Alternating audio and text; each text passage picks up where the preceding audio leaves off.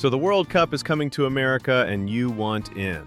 But soccer can feel like everyone's in on a secret you missed.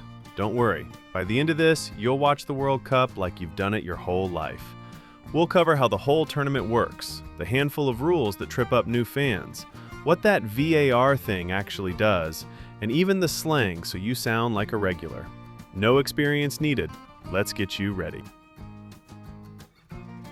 Let's start with the big picture, how a team actually goes from kickoff to lifting the trophy. And heads up, this year is the biggest World Cup ever. 48 teams, and for the first time, it's hosted across 3 countries right here in North America, the USA, Canada, and Mexico.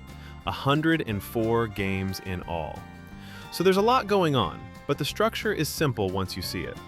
Those 48 teams get split into 12 groups of 4. Think of each group like a little 4-team division. Every team plays the other 3 once, so 3 games to start, and you collect points. A win is worth 3 points, a tie gets you 1, and a loss gets you nothing. Add them up over 3 games, and that's your group table. Now here's the first thing that surprises American fans. In the group stage, there is no overtime.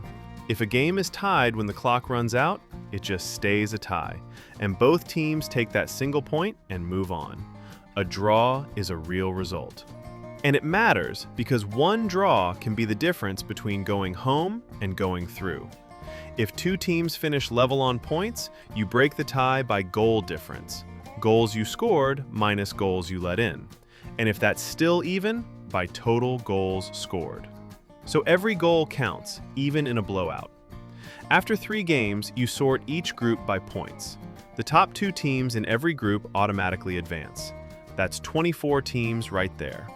Then, to fill out the bracket, we grab the 8 best third-place teams from across all the groups. Add it up, 24 plus 8, and you get 32 teams into the knockouts. And that's brand new for 2026, a round of 32. From this point on, the tie disappears completely. Every game must produce a winner. It's win or go home. The round of 32 feeds into the round of 16, then the quarterfinals, then the semifinals, and finally, one single match for everything, the final. Lose anywhere along the way, and you're out. Win them all, and you're champions of the world. So that's the whole road. 48 teams, 12 groups, survive your group, then win 4 straight knockout games.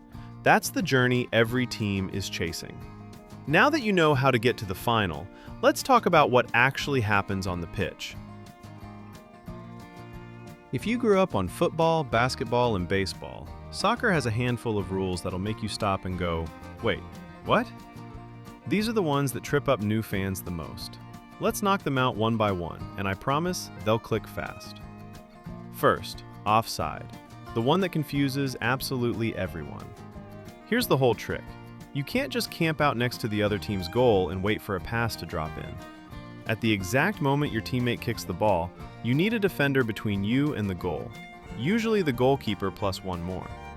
In other words, you have to be level with, or behind, the second to last defender. Slip past him when the ball is played and you're offside. The goal gets wiped out. And here's the part people miss. It's judged the moment the ball is kicked, not the moment you receive it. So it's about timing your run, not your speed. Master that one idea and offside stops being a mystery. Next, handball. The basic rule? It's a foul if a player deliberately plays the ball with the hand or arm, or if their arm was out making the body unnaturally bigger to block it. A ball that just hits a player's arm by their side usually isn't punished. But here's the one to burn into your memory. If you score off your own hand or arm, even completely by accident, even off your fingertip, that goal is always disallowed. No hand goals. Ever. No exceptions. Now, penalties. A penalty kick is a free shot from 12 yards out. Just the shooter against the goalkeeper, who has to stay on his line. It's about as close to a guaranteed goal as the sport gets. And in the knockout rounds, penalties come back in a bigger way. If a knockout game is still tied after extra time, we settle it with a shootout. 5 takers for each team, alternating, best of 5. Still level? Then it's sudden death, one pair at a time, until one team scores and the other misses. the most nerve-wracking thing in all of sports. On to cards. A yellow card is a warning. Watch yourself. Pick up 2 yellows in the same game and they combine into a red. And a red card is a big deal. That player is sent off the field immediately, and, this is the key part, the team cannot bring on a replacement, so they have to finish the entire game a man down, 11 against 10. That one player can swing a whole match. And some fouls are so serious they skip the warning completely. Violent conduct, something like a strike or a hand shoved into an opponent's face away from the ball, is a straight red, no yellow needed. Then there's stoppage time, those extra minutes tacked on after 90. Here's why they exist. The clock in soccer never stops, so the referee tracks everything that paused the action: goals, substitutions, injuries, VAR checks, and adds it all back on at the end. That board the fourth official holds up shows the minimum being added. The referee can always add more than that, but never less. So when you see 4 minutes go up, settle in. It might be 5. And 2026 brings 2 brand new rules worth knowing. Number 1. Goalkeepers now have an 8-second limit to hold on to the ball. Hang on longer than that, and the referee awards a corner kick to the other team. It's designed to stop keepers from killing time. Number 2. If a player covers his mouth while confronting an opponent, that is now a red card. A deliberate crackdown on abuse and trash talk. Learn those 2, and you'll already be ahead of fans who've been watching for years. That's the rulebook handled. But there's one more thing new fans always ask about. That mysterious video review that keeps wiping out goals. Let's clear up VAR once and for all. Ever see a goal celebrated wildly? Players sprinting, the crowd going nuts, and then a few minutes later, it just gets wiped off the board? That's VAR, the Video Assistant Referee. It confuses everyone the first time they see it, so let's make it simple. VAR is a small team of officials sitting in a video room, watching the replays from every angle. But here's the part most people miss. They do not review everything. They only check 4 specific things. Was it a goal? Or was there a foul or offside in the build-up? Was it a penalty? Should it be a direct red card? And mistaken identity. Did the referee book the wrong player? That's the entire list. 4 things. A regular foul out in midfield, a throw-in, a corner. They leave all of that completely alone. And this is important. VAR does not make the final call. They only advise. If they spot what they think is a clear and obvious mistake, they tell the referee.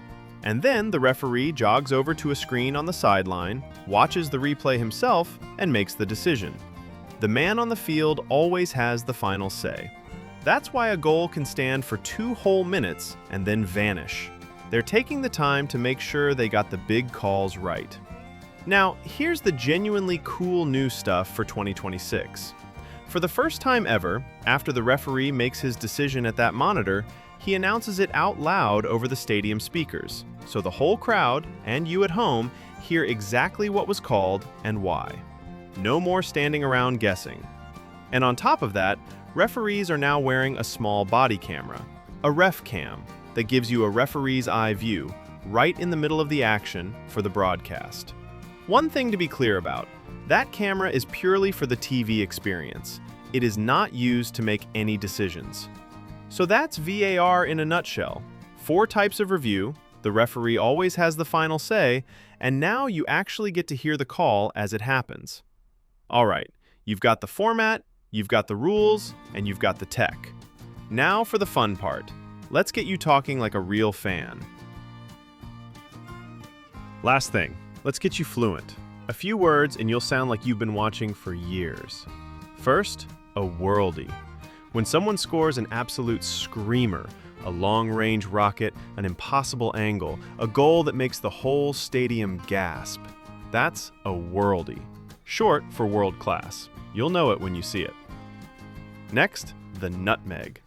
That's when a player slips the ball clean through a defender's legs and collects it on the other side.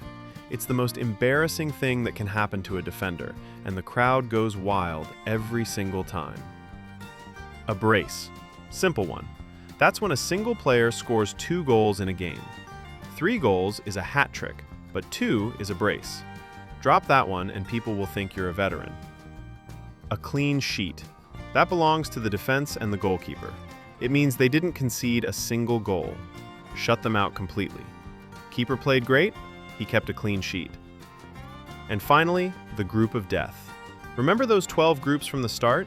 Sometimes the draw is cruel and stacks several strong teams into one group, so a genuinely good team can get knocked out in the first round. That brutal group is the group of death. You'll hear it a lot. That's your starter pack. Worldy, Nutmeg, Brace, Clean Sheet, Group of Death. Use them and you're officially one of us. And that's it, you're ready. Last thing, how to actually watch.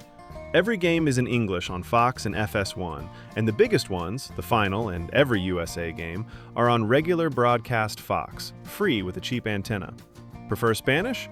Telemundo's got you. And Tubi streams games free in 4K, so you're covered. If this helps, stick around. I break down one thing every match day, so by kickoff, you'll know it all. See you out there!